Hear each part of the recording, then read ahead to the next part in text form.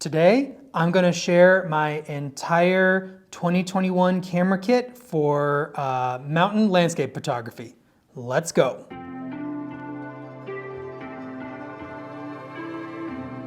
Hello everyone, welcome to the Summit Bid Gallery and welcome to 2021. I think we're all excited to start a new year, and today I'm excited to share my camera kit for mountain photography, landscape photography, all of that. And so this is just going to be my camera kit today. I'm gonna make another video kind of going over my more outdoor kit with my more technical gear and stuff of that. So this is just my camera kit. And then also I wanna mention, I'm not actually going to be carrying all of this stuff at once, at least not very often. So this is just kind of everything that I have, and then I'll kind of pick and choose and set up different kits and whatnot. So before I jump into the kit itself, if you enjoy these videos about camera gear or outdoor gear or any of that stuff, if you could subscribe to our channel, it really helps us out. And then if you like this video, also hit the like button. It really does help out. Thanks. Okay, so let's jump in. I'm gonna start off with my camera body, and it's just a body this time. For the last few years, I've had multiple bodies, and I have shifted back to a pretty much one body system. And this is the Canon Eos R5. And I switched to it last year. I used to shoot Sony, Nikon hybrid, and I'm in Canon now, and you know, I really do love it. And this camera is amazing. It's kind of what I was hoping for and looking for mirrorless to do for several years. The megapixels at 45 is kind of a sweet spot to me. I shot on the A7R4 last year, and I felt like 61 was a little high for what I do. I do a lot of panoramas and all that stuff, and you know, I don't want the files to get completely out of control when I do that, which 60 megapixels they did. With the R5, 45 is kind of perfect megapixel range. And the autofocus is great. The image quality is the best that we've ever had out of Canon, I feel like. Well, no, I don't feel like. I think it's pretty common knowledge that they finally kind of caught up sensor-wise to the other competition. The color is great, and then the ergonomics. It's a very comfortable camera to hold. It feels both familiar, like 5D Mark IV, but also has kind of the mirrorless polish and a slightly smaller size. So the Canon R5 is going to be my body this year. I'm going to be shooting and hopefully taking out all over the place. For media, I have a SanDisk. Whoa! I have a SanDisk Extreme Pro CF Express card and a ProGrade 256 SD card. So that's my media options. I mainly use the SD cards. I kind of use the CF Express card mostly just to shoot 4K 120 when I shoot video with it. And as kind of a backup too. I have it writing photos to this too, but generally I use the SD cards for my photos. Just they're more compatible with I have better readers, and so I just like SD cards a little bit better in use. And then also they're cheaper to have backups, which I'll get into in a minute because I have lots of backups for SD cards. So there's my body, R5.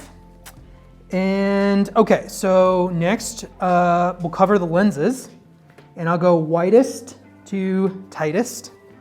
And my wide angle is the 15 to 35 2.8. Super sharp, super versatile. I love that Canon went a little wider at 15, but they also still gave us 35. So the 1424, I mean, I like that you don't have a lot of redundancy, but in truth, it's nice to have one lens you can put on and shoot at 15, but also get a little tighter, more normal focal length of 35, particularly for video, but also for photos. And as you'll see in a second with my second lens, which is the 24-105, it's an f4, so I have 2.8 and f4, so I have a little bit tighter with the faster 2.8 aperture. But the 24-105 f4 is actually probably going to be my main workhorse lens for a lot of the projects of this year, because I had to really think about it a lot. When I first switched to Canon, I actually jumped in with the 50-1.2 in this kind of standard focal range. I shot a lot of primes on Sony and stuff, and I felt like I wanted one. But the 50-1.2 is not very versatile for what I'm going to be doing. A lot of hiking, climbing, long distance stuff. And I wanted, like, you know, this kind of camera gear is not what you would call uber light to start with, but I needed something smaller, lighter, and more versatile. And 24-105 definitely fits that bill. And this is a great 24-105. It's a little soft at up close image quality at f4. That's its main knock, but honestly, it's very sharp. It's not quite as sharp as like the 15-35 or some of the other lenses that I have here, but it's a great lens, and I'm probably going to use the heck out of it for a lot of my projects. So 2 standard zooms. I did go ahead and pick up the relatively new 50-1.8, the Nifty 50, so to speak. It's so small, so light, that I can throw this in if I feel like there's a need for a prime or a faster lens, or, you know, for a variety of things. I can, you know, this and this still, it weighs probably pretty close to this, just this, honestly. So I can have a little bit of speed, but a little more versatility with the 24-105. And I really like this lens. I'm probably gonna do a full review on this one, because it's, you know, it's obviously a very popular focal length, and kind of share my opinion on how it works. But it's sharp, decently sharp at 1.8, not, you know, it's not gonna knock your socks off, but by the time you get to f2, 2.8, it's pretty sharp. It's great. Definitely has prime-like image quality at those apertures. So the 50-1.8. So next lens is my 7200. This is the 2.8, and I still can't believe that a lens this small is 2.8, but it is. And I love this lens. I love how sharp it is. Just the image quality from it is really, really great. It has that 7200 2.8 image quality that Canon's kind of famous for. They had their last two, the Mark II and Mark III 7200s, which I used back when I was shooting Canon before. And I didn't ever shoot with the Mark III, but certainly the Mark II. And then this one kind of carries on that tradition, but it's so small and so light for what it is. Now, obviously, it's pretty chunky, you know, like you compare it to the 24-105 here. And that has me thinking a little bit about whether I should look into the 7200 f4, just to get that little bit smaller, lighter. I know that it's slightly larger than this 24-105, and it's about the same size as the EF 24-105. So if you kind of know that lens, then you know about the size that it is. It's supposed to be, the image quality is supposed to be very similar to this one. So I might look into that. I'm gonna have a hard time letting go of this guy though, because it's such a good lens, and that 70 to 100 focal range that I shoot so much in, and having fantastic image quality in that range is super important to me. So that is the 7200 2.8. All right, last lens is the 100 to 500, 4.5 to 5.6. And I love this lens too. Like the RF lenses really are astounding in their quality, their size, just they really are, they feel like the future of lenses in a lot of ways. And the 100 to 500 really fits that bill. It's a little bit smaller and a little bit lighter than the EF 100 to 400, but it adds up to 500 millimeters. Now it really extends super far here. You can see it turns it into quite a chunk of a lens, but really to have a lens that's a familiar size and weight, like if you've shot a 7-200-2.8 in the past with Nikon, Sony, or Canon DSLR, you know what this lens feels like in your hands. But to have it go clear to 500 millimeters with outstanding stabilization in combination with the R5 and really gloriously sharp. I was astounded when I saw the images, the first actual landscape shots that I took with this lens when I finally got it last fall. So the 100 to 500 is going to be a big deal. And like I mentioned before, kind of the reason I have the 2 telephotos is because I need something a little bit smaller and lighter to go for longer days in the mountains. And honestly, I find the further and higher I get in the mountains, the less actual range I need. So if I'm above tree line or going for a summit, 200 is normally plenty of range. But if I'm not going as high, or there's a specific shot that I'd like, or I'm just doing more standard landscape photography, shooting out of the car or short hikes, then the 100 to 500 is going to be great. I'm definitely going to experiment with just taking these 2. Like, this is still pretty small and light compared to what I was carrying before. So, it could be fun to see. I think we'll find out. But so that, and then the other reason is that I definitely, like I mentioned before, I shoot between 70 and 100 a lot, and having that really great image quality of this lens in that range is important to me. Okay, so camera body, lenses. I have one more mini camera, literally, that I'm going to be carrying, and that is the GoPro Hero 9. I finally got a GoPro last year. The Hero 9 sent me over the edge. And this is so that I have something that I can just shoot, vlog segments with, that's kind of tuned for video. I can set it down and shoot time lapses and all that stuff, so that this can focus on photography, and then I can kind of have something though that I can still capture images. And my brother Toby, he's going to be focusing mainly on the actual video of our outings. But it's important for me to capture some stuff and all that. So this is kind of what this guy's job is. So that's my second little camera that I'm going to be keeping. And this is the media mod with the little light. And honestly, don't get the media mod for the mic. The mic isn't awesome. Honestly, the internal mic on the Hero 9, I think it's a little better. Toby thinks it's a little better. And you can actually change it in the settings in the GoPro and have it just use the internal mic. But having the hot shoe it's not a hot shoe, cold shoe for the light. You can put it over here too, if you take the windscreen off. And then also it's a lot easier to keep it charged, because you can just open this flap in the back and charge it. It's water resistant, but not waterproof.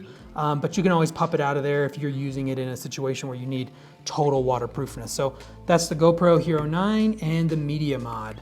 Okay, so the next important thing for photography, although it's a little less important to me this year than maybe in the past, because I'm moving to, part of my philosophy going into this year is to get back to shooting, going deep into the mountains and high in the mountains, where, in some of the harder to get to places, so I can get, more unique shots, and then just have more unique and extreme experiences out there. Like, I love that. That's part of what I love about the mountains.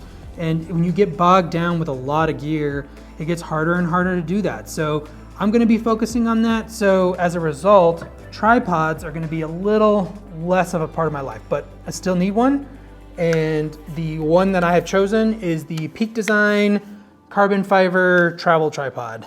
And this guy is I'm really impressed with this. It's really well engineered. For what it does, it's actually very small and light. And the form factor is just it's so much more usable than a standard tripod. It's more like a large water bottle. I mean, if you use one of those huge smart water bottles, this can kind of fit in your pack the same place that would. But it still gets high enough and tall enough that it's, you have a standard working platform. And it has the ball head kind of integrated in it. And it's a nice ball head. It doesn't have panning though. And I do shoot a lot of panoramas. So I had to kind of workshop a situation, or not workshop a situation, but figure out a way to kind of get around that. And what I came up with is that I got this Leofoto LH30 ball head.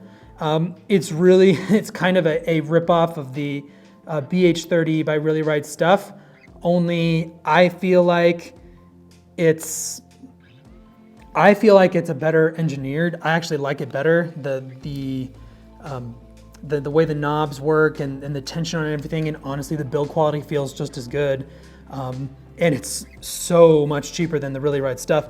But what I did is I just put a Peak Design plate right on the bottom there. And so I can stick it on here. So now I have panning, but I also have a leveling base for shooting panoramas. So that is really a nice light compact system. And if I don't need to shoot panorama from the tripod, like if I'm just doing an Astro shot or something like that, I can just leave this at home, and I have this super small, light, compact system that and I can keep in my pack. And that's something that's nice, is I don't have to have in the tripod something pretty heavy that you're carrying on the outside of your pack, which kind of causes things to not be super balanced. So, okay, we can talk about, here, I'll set this over here, and we can talk about some of the other accessories that I'm going to be using. I do have the battery grip for the R5. I haven't been using it very much for a couple of reasons. One, the R5's ergonomics are so good that I just don't find myself needing it that much. When I was shooting Sony, like I felt like I had to have a battery grip on to shoot panos and use any of the larger lenses. It just felt like a necessity to me, and it doesn't as much with the R5. And then the other small issue I have with it is that the button layout is kind of different than it is on the back of the R5. They're in a different place, so it's not, the muscle memory isn't as good when I'm using it. I kind of have to think about like, oh, okay, there's the magnify button, and like the AF on buttons kind of feels like it's in a different spot, and then the joystick is clear down here. Which is not at all where it is on the back of the R5 in relation to the buttons and dials. So, but it's still nice to have. I still like to have a grip. And then like if I'm shooting time lapse or longer video or something like that, and I just need more battery power, it's nice to have that around. Probably not going to be hiking and climbing with this much at all, but it'll be nice to have around. So I'll set that back here. My camera strap of choice. I'm gonna have to flash up the company that makes this. It's made in Turkey, but they make these braided rope camera straps. And what I like is it's nice and short, it's super light, and it's also orange. So if I drop it, I can find it, which it's happened. If you have just a black camera strap out there, you can't find it. And then I ordered from Peak Design one of their little things for the toggles, so I can just put this in here like this, and then because it's short, it kind of rides high on me, so I can kind of keep the camera kind of high on my chest. And like I said, it's also lighter than I feel like, and then it's really well made. I will make sure to link to the brand that makes these and throw that up on the thing. I can't think off the top of my head, and then the Peak Design little clipper thing, I will link to that as well. Okay, filters. Similar to the tripod discussion, probably not going to be using filters as much because I won't use a tripod as much, but they are nice to have, and I have 3 from Polar Pro. The ND1000, which is a 10-stop neutral density, the ND64, which is a 6-stop, and a circular polarizer. And these, they basically look like the Peter McKinnon variable NDs that are so famous and well used. I got them in 82 millimeter so that they go on the 15 to 35, just straight up like that. And then I have a step up, step down. I don't remember which one it's called, and then I can put that on any of the other lenses so that I can add that. And Polar Pro, in my opinion, is they're the king of filters right now. Their image quality is great. Like, I don't feel like there's any loss of sharpness with these. And that's always been my thing against using filters, is that you lose image quality. But with these, I have not found that to be true. And then also the ones that I have are also polarized. Since I'm shooting water a lot when I'm using the filters, I figured get them polarized too, so I'm not filter stacking. And that way you can, add more unique things to your shots. And these little cases that come with them are super handy because they have kind of built in a cleaning cloth. So you can kind of clean it and then stick it back in, so you know that when you pull it out, it's gonna be super clean for the next time. All right, so that is my filters. Then I have this, also made by Polar Pro, this lens cover. I love this thing because it goes on all my lenses, and any lens that I'm keeping out, either on a Peak Design clip, on my backpack, or on this strap, I will just stick this on there, and it's much more protected than the standard lens cap. It's not gonna fall off, and it's also, it's easier to keep track of, and it just goes on all of them. So, anytime I have it out, I'll just stick this on, and it goes on 7200. It will even go on the 15 to 35 with the filter on there. So yeah, this is a nice little system, adds a little bit of protection. It's not very heavy. It's got plastic on the front like that. So this is a Polar Pro, exactly what it's called, I'll have to put in the description, but really like this thing. Really well designed, just like most things that Polar Pro does. And this is my little photography Diddy bag. I may be going in search for a slightly lighter version. I really like this one. It's made by Shimoda, but it's a little heavy for long hikes, but it does help me keep organized, and I kind of keep this with my photo gear. I have a rocket blower in here, or a rocket blower wannabe, and a L bracket for my R5. This is made by Small Rig. It's a nice L bracket. It's not too big, so it's lighter. It's a little bit lighter, more streamlined. But probably only gonna be bringing that if I'm using my tripod, shooting, with the panos or whatever. And then I have extra SD cards in here. I have lens cleaning cloths. Always a Allen key. Always have one of these, or an Allen wrench, in your bag, so that it seems like there's always something that needs to be tightened with it. The tripod has one built in too, so I'm kind of double duty, and then a lens cleaning cloth. I have found with the rocket blower, I'm not as dependent on this as I was with Sony, because the R5's shutter closes when you take the lens off, which keeps dust off the sensor. So that's really nice. And so with Sony and Nikon, I would just kind of always just do a couple of blows in there to get anything off the sensor, because I felt like there was always something on the sensor. So, and let's see, last So this is my photography focused bag. I'm probably not going to be using this as much as I did in 2020.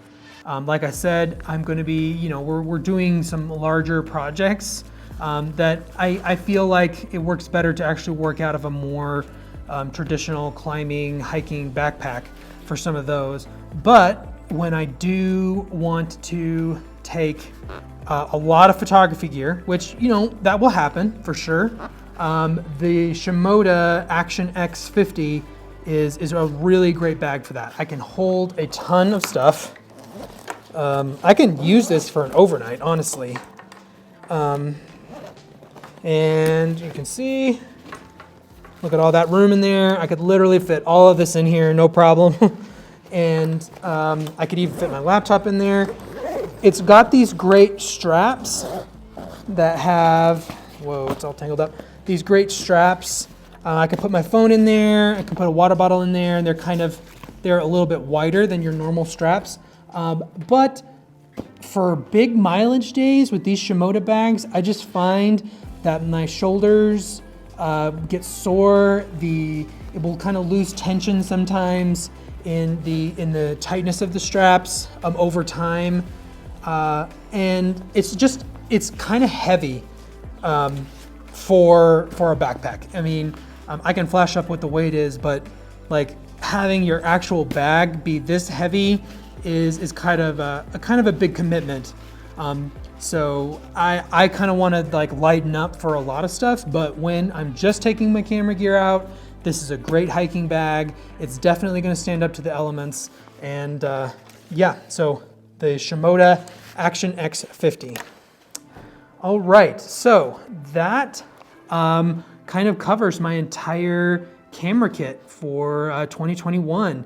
I'm going to be making a video about all of my other stuff. I think I mentioned that already. Kind of in the next few weeks, the main backpack I'm going to be using, my layer system, all of that stuff is in another video, and I will link to that when I publish that. And then Toby's going to be making a video about his filmmaking kit for the year, so that should be exciting as well. So if you like this video, please give it a like, and we really appreciate that, and you have a great week.